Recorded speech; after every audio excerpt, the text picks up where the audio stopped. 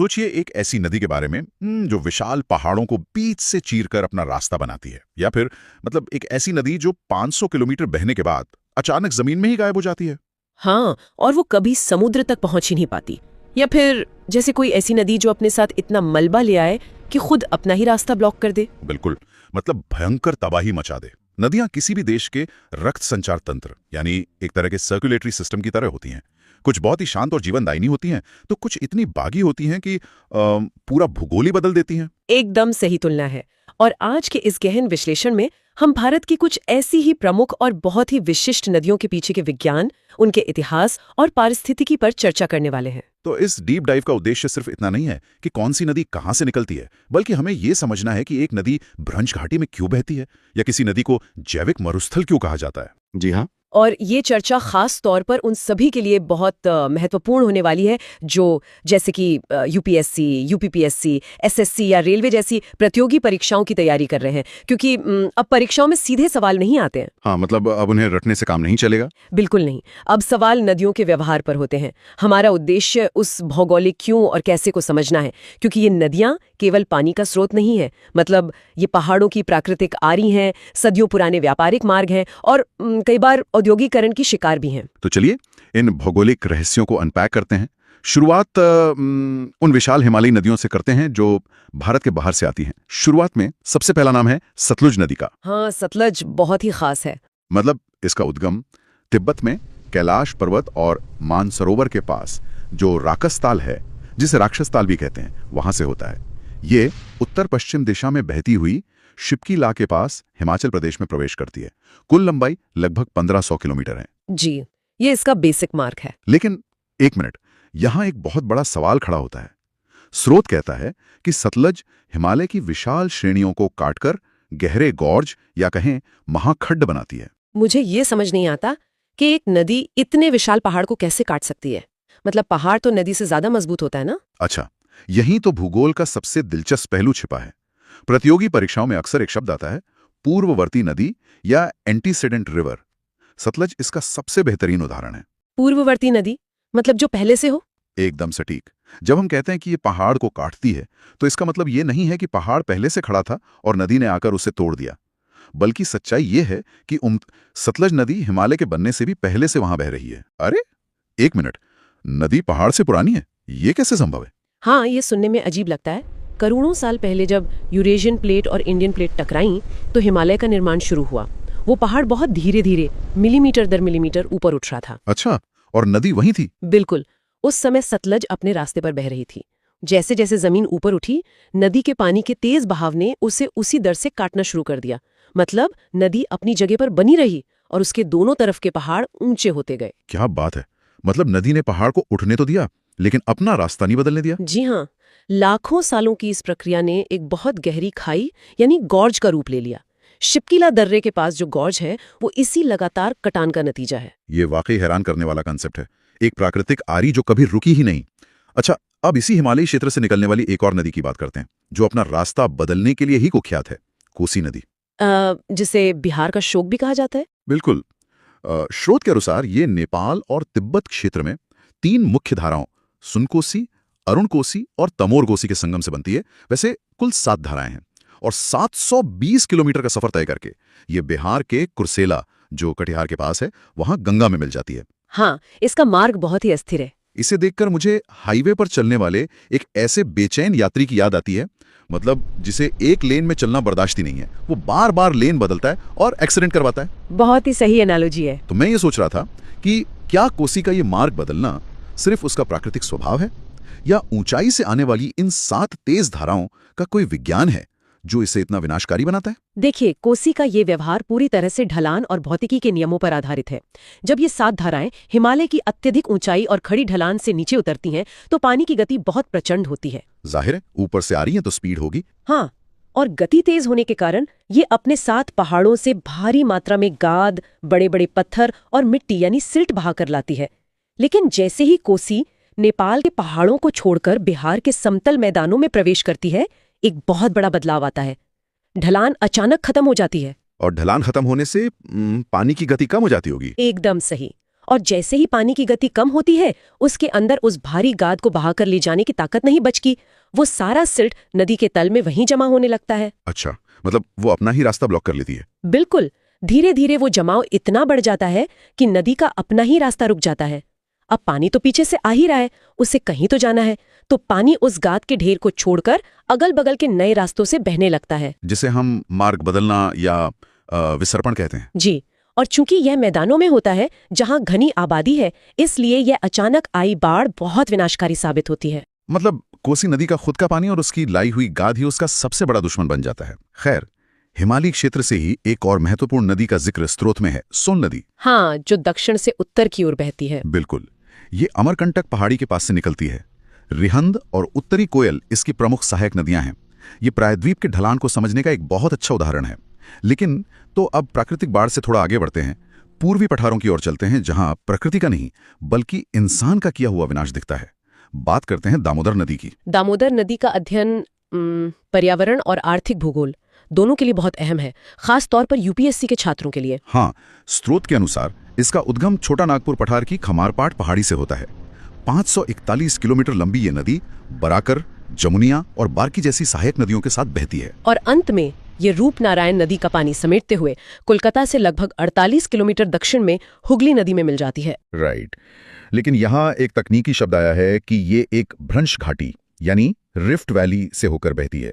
इससे पहले कि हम इसके विनाश की बात करें, क्या हम ये स्पष्ट कर सकते हैं कि एक सामान्य घाटी और भ्रंश घाटी में क्या अंतर होता है? ये बहुत ही जरूरी सवाल है। सामान्य घाटियां, जैसे कि अभी हमने सतलुज या कोसी के मामले में देखा, वो नदी के पानी द्वारा पहाड़ों को काटकर बनाई जाती हैं। उन्हें वी आकार की घाटियां कहते हैं। हाँ, वो नदी खुद बनाती है। बिल्कुल, लेकिन भ्रंश घाटी नदी नहीं बनाती। ये टेक्टोनिक गतिविधियों के कारण बनती है। जब जमीन के दो समानांतर हिस्से अपनी जगह पर रहते हैं और उनके बीच का हिस्सा धंस जाता है, एक दरार या खंदक की तरह, तो उसे भ्रंश घाटी कहते हैं।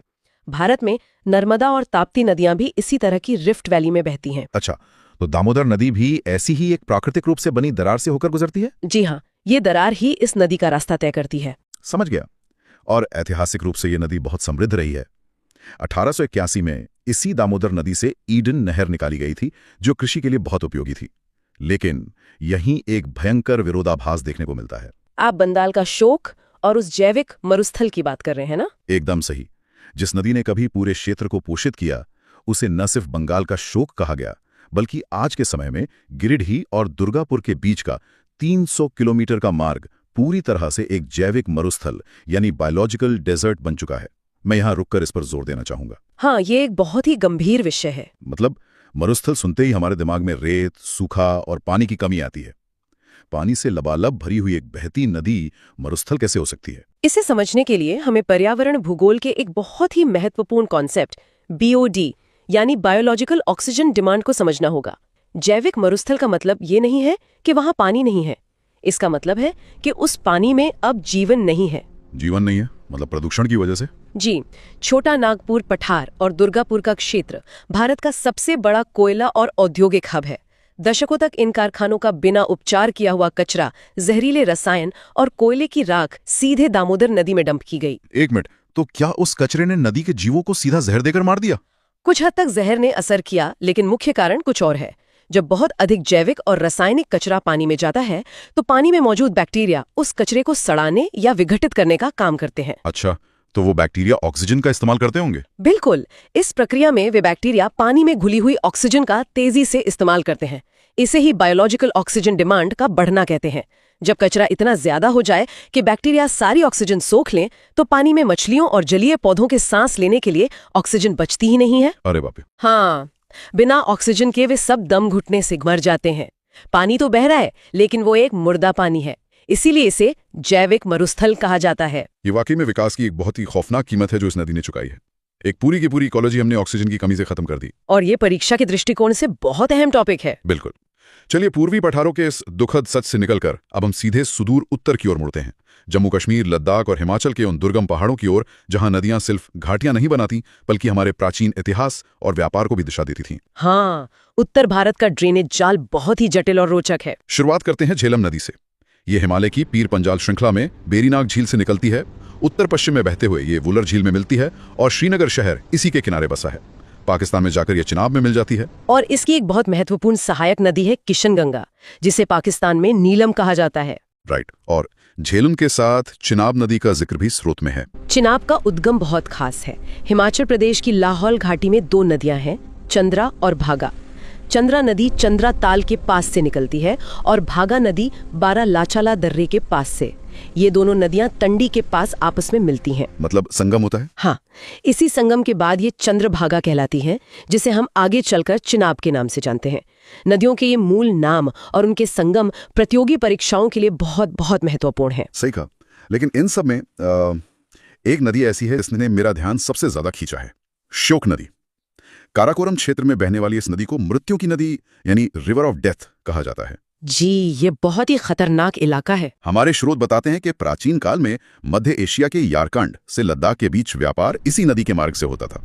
यहां मैं थोड़ा उलझ गया हूं। मतलब अगर श्योक मृत्यु की नदी है तो कोई व्यापारी अपना कीमती सामान और अपनी जान जोखिम में डालकर इस खतरनाक रास्ते को क्यों चुनेगा? ये सवाल उठना लाजमी है। क्या ये जैसे सिल्क रोड के किसी बहुत ही खूंखार जलमार्ग जैसा है? उस जमाने में लोग कोई सुरक्षित रास्ता क्यों नहीं चुन लेते थे? इसका जवाब काराकोरम की उस बेहद कठोर टोपोग्राफी यानी स्थलाकृति में छिपा है। उस जमाने में सुरक्षित रास्ता नाम की कोई चीज वहां थी ही नहीं। पहाड़ इतने ऊंचे और दुर्गम है कि इंसान उन्हें फांदकर सीधा रास्ता नहीं बना सकता था। अच्छा, तो नदियां ही वो रास्ता बनाती थीं? बिल्कुल, नदियां ही वो एकमात्र प्राकृतिक इंजीनियर थीं जिन्होंने लाखों सालों में पहाड़ों को काटकर घाटियां बनाई थीं। व्यापारियों के लिए एक पहाड़ की सीधी चढ़ाई करने से लाख गुना बेहतर था नदी के किनारे किनारे उस घाटी में चलना, भले ही वो मृत्यु की नदी ही क्यों ना हो। लेकिन इसे मृत्यु की नदी कहते क्यों है?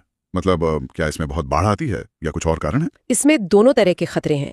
गर्मियों में जब ग्लेशियर्स पिघलते हैं तो इसमें अचानक और भयंकर फ्लैश फ्लड आती है, जो रास्ते में आने वाले किसी भी कारवां को पल भर में बहा ले जाने की ताकत रखती है। और सर्दियों में? सर्दियों में ये नदी जम जाती है। प्राचीन व्यापारी जमे हुए पानी यानी बर्फ की चादर के ऊपर से गुजरते थे, जिसे पार करना जानलेवा होता था। बर्फ कब टूट जाए और इंसान बर्फीले पानी में समा जाए, कोई नहीं जानता था। इसीलिए ये व्यापार का सबसे खतरनाक लेकिन इकलौता विकल्प था। ये एक बहुत ही जबरदस्त नजरिया है। नदियां सिर्फ पानी नहीं दे रही थी, वो भूगोल में आवाजाही के रास्ते भी उकेर रही थी। जी, और इसी इलाके की एक और शानदार नदी है ज़ांस्कर नदी। यह हिमाचल प्रदेश और लद्दाख की सीमा पर सरचू के उच्च अक्षांशीय पठारी भाग से निकलती है। हाँ, स्रोत में लिखा है कि 150 किलोमीटर लंबी ये नदी जांस्कर श्रेणी की कठोर चट्टानों में गहरे गॉर्ज बनाती है और अंततः नेमू के पास सिंधु नदी में मिल जाती है। और पहाड़ों को चीरने वाली एक और नदी है स्पीति नदी। ये कुंजम श्रेणी के आधार पर कुंजम लाटोकपो और 2 धाराओं कब्जिमा और पिंगलुंग के संगम से निकलती है। और लगभग 60 मील बहने के बाद ये हिमाचल प्रदेश के किन्नौर जिले में नामगिया गांव के पास सतलज नदी में मिल जाती है। ये सभी नदियां दिखाती हैं कि हिमालय का ड्रेनेज पैटर्न कितना जटिल है और कैसे ये नदियां एक दूसरे से जुड़कर एक विशाल तंत्र बनाती हैं। बिल्कुल। तो अब इन बर्फीले और पथरीले पहाड़ों से बाहर निकलते हैं और चर्चा को उस तरफ मोड़ते हैं जहां नदियां अपना रास्ता ही पूरा नहीं कर पाती। बात करते हैं पश्चिमी और दक्षिणी भारत की नदियों की। और यहाँ सबसे दिलचस्प कहानी है लूनी नदी की। लेकिन फिर कच्छ के रन के दलदली क्षेत्र में विलुप्त हो जाती है। ये कभी समुद्र तक पहुंच ही नहीं पाती। जी, ये जमीन में ही समा जाती है। ये मुझे किसी अधूरी कहानी की तरह लगती है, या फिर उस थके हुए धावक की तरह जो मैराथन में फिनिश लाइन यानी समुद्र तक पहुंचने से ठीक पहले ही थक कर एक दलदल में गिर जाता है। बहुत ही रोचक एनालॉजी है। लेकिन विज्ञान के नजरिए से देखें तो एक नदी जो 500 किलोमीटर तक बहने की ताकत रखती है, वो अचानक गायब कैसे हो सकती है? इसे भूगोल में अंतःस्थलीय अपवाह या इनलैंड ड्रेनेज कहा जाता है। आपके थके हुए धावक वाले उदाहरण को ही लेते हैं। मान लीजिए वो धावक जिस ट्रैक पर दौड़ रहा है वो अचानक से स्पंज का बन जाए। अच्छा, स्पंज का? हाँ, कच्छ का रन कुछ ऐसा ही है। लूनी जिस क्षेत्र से होकर बहती है वो राजस्थान और गुजरात का बेहद शुष्क और गर्म इलाका है। वहां गर्मी के कारण वाष्पीकरण यानी इवापोरेशन बहुत तेज होता है, जिससे नदी का पानी कम होने लगता है। लेकिन वाष्पीकरण तो और भी कई नदियों का होता है ना? तो सिर्फ लूनी ही क्यों गायब होती है? क्या कच्छ के रन की मिट्टी में कुछ खास है? बिल्कुल, कच्छ का रन कोई सामान्य मैदान नहीं है। वो एक विशाल सॉल्ट पैन और रेतीला दलदल है। वहां की मिट्टी बहुत अधिक छिद्रपूर्ण यानी पोरस है, जब नदी का बचा खुचा पानी इस रेतीले इलाके में पहुंचता है तो सतह उसे एक स्पंज की तरह सोख लेती है। मतलब पानी में आगे बढ़ने की ताकत ही नहीं बचती। जी, पानी के बहाव में इतनी ताकत नहीं बचती कि वो इस भाली सोखने वाली परत को पार करके समुंदर तक पहुंच सके। इसीलिए वो समुंदर से गले मिलने से पहले ही जमीन के अंदर विलुप्त हो जाती है। प्रकृति के भी क्या अजीब खेल हैं। खैर, पश्चिमी और दक्षिणी क्षेत्र में कुछ और नदियां भी हैं जो अपना सफर अलग अलग तरीकों से पूरा करती हैं, जैसे माही नदी। हाँ, माही का माईबक ही बहुत खास है। ये मध्य प्रदेश से निकलकर राजस्थान के बांसवाड़ा जिले में खांडू के पास प्रवेश करती है। नरवाली तक बहने के बाद ये दक्षिण पश्चिम दिशा की ओर घूम जाती है और गुजरात से प्रवाहित होती हुई खंबात की खाड़ी में गिरती है। इसी तरह दक्षिण भारत में हगरी नदी है, जिसे वेदावती के नाम से भी जाना जाता है। ये पश्चिमी घाट से निकलकर कर्नाटक और आंध्र प्रदेश से प्रवाहित होते हुए तुंगभद्रा नदी में मिल जाती है। स्रोत में हगरी का वेदावती नाम पड़ने के पीछे भी एक दिलचस्प संगम बताया गया है। हाँ, सह्याद्री पर्वत श्रृंखला से निकलने वाली वेदा और अवधि नदियां जब पूरा नामक स्थान के पास मिलती हैं, तब इन दोनों के नाम जुड़कर ये नदी वेदावती कहलाती है। और पश्चिमी घाट से ही एक और नदी निकलती है, काली नदी। कर्नाटक के उत्तर कन्नड़ जिले के डिगी गांव से निकलकर ये एक चाप यानी आर्क के आकार में पश्चिम की ओर बहते हुए अरब सागर में जाकर गिरती है। नदियों के भूगोल में प्राकृतिक सीमाओं का भी बहुत महत्व है, जैसे संकोश नदी। हाँ, ये उत्तरी भूटान से निकलती है, असम और पश्चिम बंगाल के बीच एक स्पष्ट प्राकृतिक सीमा बनाती है और अंत में असम बांग्लादेश सीमा के पास ब्रह्मपुत्र नदी में विलीन हो जाती है। इसके अलावा महानदी की एक प्रमुख सहायक नदी है तेल नदी, और ब्रह्मपुत्र की एक और महत्वपूर्ण सहायक नदी कपिली या कोपिली नदी का भी उल्लेख है। कामरूप नगर इसी कोपिली नदी के तट पर बसा है। लेकिन इन सब प्राकृतिक और जंगली नदियों के बीच हमारे स्रोत में एक शहरी नदी का भी बहुत रोचक उदाहरण दिया गया है, मुंबई की मीठी नदी। हाँ, मीठी नदी अर्बन ज्योग्राफी या शहरी भूगोल का एक बहुत ही शानदार उदाहरण है। मतलब आमतौर पे हम सोचते हैं कि नदियां किसी ग्लेशियर या ऊंचे पहाड़ से निकलती हैं, लेकिन मीठी नदी का उद्गम बिल्कुल अलग है। बिल्कुल, ये मुंबई में विहार झील के अधिप्रवाह यानी ओवरफ्लो से शुरू होती है। जब बारिश में झील भर जाती है तो अतिरिक्त पानी इस नदी के रूप में बहने लगता है। और सिर्फ 2 किलोमीटर बहने के बाद इसमें पोवई झील का ओवरफ्लो पानी भी आके मिल जाता है और कुल 18 किलोमीटर की दूरी तय करके ये माहिम खाड़ी के पास अरब सागर में मिल जाती है। मतलब ये ग्लेशियर की बर्फ पिघलने से नहीं, बल्कि कंक्रीट के जंगल में झीलों के ओवरफ्लो होने से बनी नदी है। तो आज के इस व्यापक अध्ययन को समेटते हुए हम साफ तौर पे देख सकते हैं कि भूगोल कोई स्थिर विषय नहीं है। प्रतियोगी परीक्षाओं की तैयारी करने वालों के लिए यह समझना बहुत जरूरी है कि नक्शे पर खींची गई रेखाओं के पीछे विज्ञान और इतिहास की बहुत गहरी कहानी काम कर रही है।